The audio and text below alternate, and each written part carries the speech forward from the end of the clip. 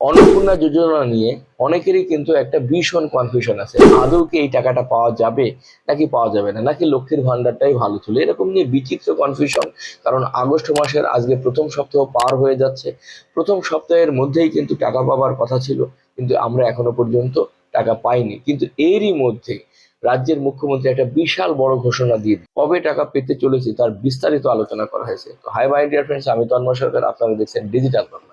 My dear friends, Annapurna যোজনার যে ৩,০০০ টাকা করে দেওয়ার কথা ছিল, সেই টাকাটা কেউ জুন মাসে পেয়েছে, কেউ জুলাই মাসে পেয়েছে, কেউ হয়তো এখনো পর্যন্ত পায়নি, এবং আগস্টে এখনো পর্যন্ত পেমেন্ট শুরু হয়নি। অ্যাকচুয়ালি এটা নিয়ে একটা বিশাল কনফিউশন এবং দ্বন্দ্ব। সত্যি প্রক্রিয়াটা ভীষণ বড়। রাজ্যের অসংখ্য মানুষ, অসংখ্য মহিলারা, জানা যাচ্ছে এখনো পর্যন্ত ২,১৬,০০০ মানুষ এই আবেদনটা করেছে। তো শুধু একবার একটু ভাবুন, ২,১৬,০০০ মানুষ যে আবেদনটা করেছে, সেই প্রক্রিয়াটা ভীষণ বড় প্রক্রিয়া। কারণ সরকার এটা সুনির্দিষ্টভাবে যাচাই বাছাই করে যারা যোগ্য তাদেরকেই দিতে চাইছে। আর সেই যাচাই বাছাইয়ের কারণেই কিন্তু এই কাজটা একটু ডিলে হয়ে যাচ্ছে। কিন্তু তারই মধ্যে আজকের দিনে ঘোষণা করে দিয়েছে আমাদের রাজ্যের মুখ্যমন্ত্রী শুভেন্দু অধিকারী যে আমাদের রাজ্যের মহিলারা কবে অন্নপূর্ণা যোজনা টাকা পেতে চলেছেন। তো এখনো পর্যন্ত যেটা আমরা জানতে পেরেছি, সেটা হচ্ছে উনারই মুখের মুখ, আগামী ১৭ই আগস্ট থেকে প্রত্যেকেই কিন্তু টাকা পেতে চলেছে। এবং এই বিষয়ে আগামী ১০ তারিখে, ১০ই আগস্ট, রাজ্যের নারী কল্যাণ ও শিশু বিষয়ক মন্ত্রীকে সঙ্গে নিয়ে মুখ্যমন্ত্রী ডিটেলটা জানিয়ে দেবেন।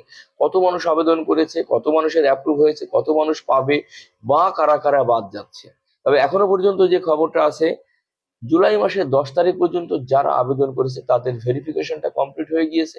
আর ভেরিফিকেশন যাদের কমপ্লিট হয়ে গিয়েছে তারা আগামী ১৭ই আগস্ট থেকে পেতে চলেছেন টাকা।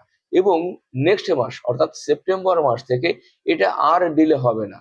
মোটামুটি মাসের দ্বিতীয় সপ্তাহ থেকে প্রত্যেকেরই ব্যাংক অ্যাকাউন্টে, যোগ্য ব্যক্তি, অবশ্যই মাথায় রাখতে হবে যোগ্য ব্যক্তি, যারা যারা পাওয়ার যোগ্য, সরকার যে মানদণ্ডটা দিয়েছিলেন সেই মানদণ্ডের মধ্যে যারা নির্বাচিত হয়েছেন, সেই সমস্ত ব্যক্তি সকলেই প্রত্যেক মাসের দ্বিতীয় সপ্তাহ থেকে কিন্তু এই টাকাটা পেয়ে যাবেন।